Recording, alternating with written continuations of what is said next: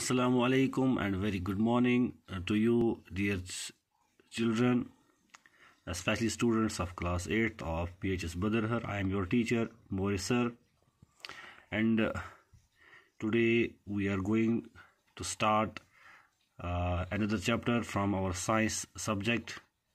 It is chapter number 13, pollution of air and water. Let's go for the introduction first.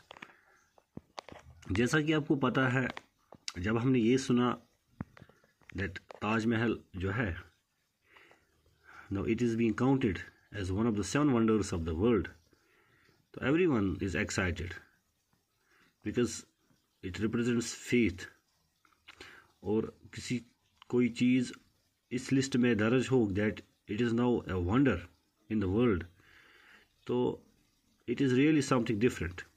मगर क्या हमने ये देखा है कभी या सुना है, पढ़ा है कि इसकी जो ग्लोरी है ताजमहल की, या इसकी जो ब्यूटी है, दैट इज़ बीइंग लॉस्ट?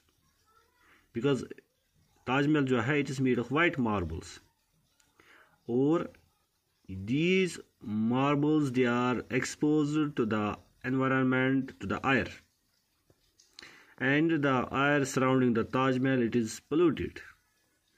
ये वो एयर नहीं रहा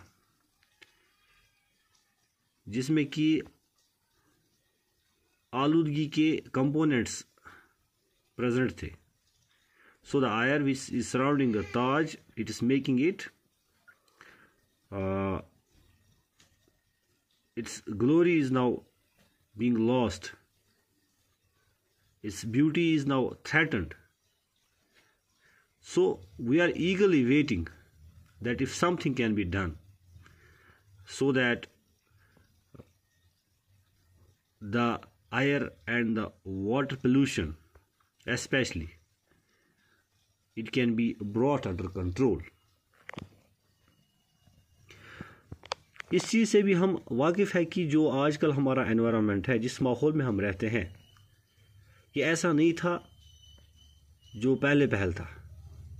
हमने अपने एंसेस्टर्स से, ग्रैंड पेरेंट्स से, ग्रेट ग्रैंड पेरेंट्स से सुना है कि माहौल कितना साफ़ था, स्काई कितना ब्लू था, वाटर कितना फ्रेश वाटर था.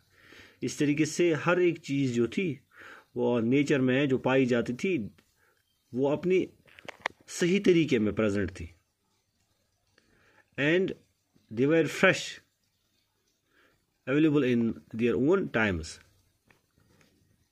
आपने ये भी आए दिन हम ये पढ़ते हैं, मीडिया में देखते हैं कि रिपोर्ट्स जो आती हैं कि एनवायरनमेंट जो है कितना एक्सप्लोर हुआ है, एनवायरनमेंट कितना एक्सप्लॉइट हुआ है, और दैट जो इसमें अब ये खलल पैदा हुई है, इससे हमारी लाइफ पर जो है कितना इम्पैक्ट है.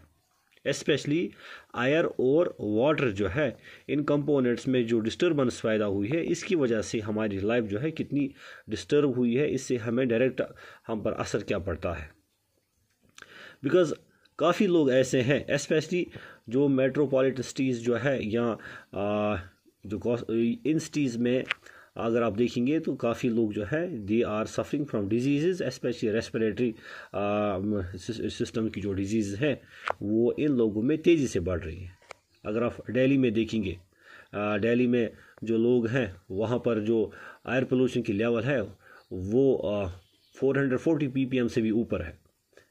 इसका मतलब है वहाँ पर जो एयर है वो टोटली पोल्यूटेड है, और वो जो लोग वहाँ पर रहते हैं, लगभग मोर देन 90% जो वहाँ पर पॉपुलेशन है, they are facing the respiratory tract disease. It is because जो एयर है, it is now completely polluted.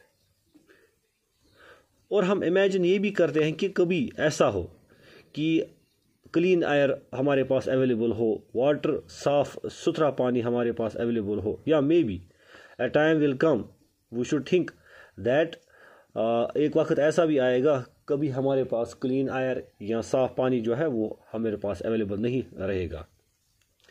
And this also has been this is also known to us that air and water, they are the most important constituents of our life. So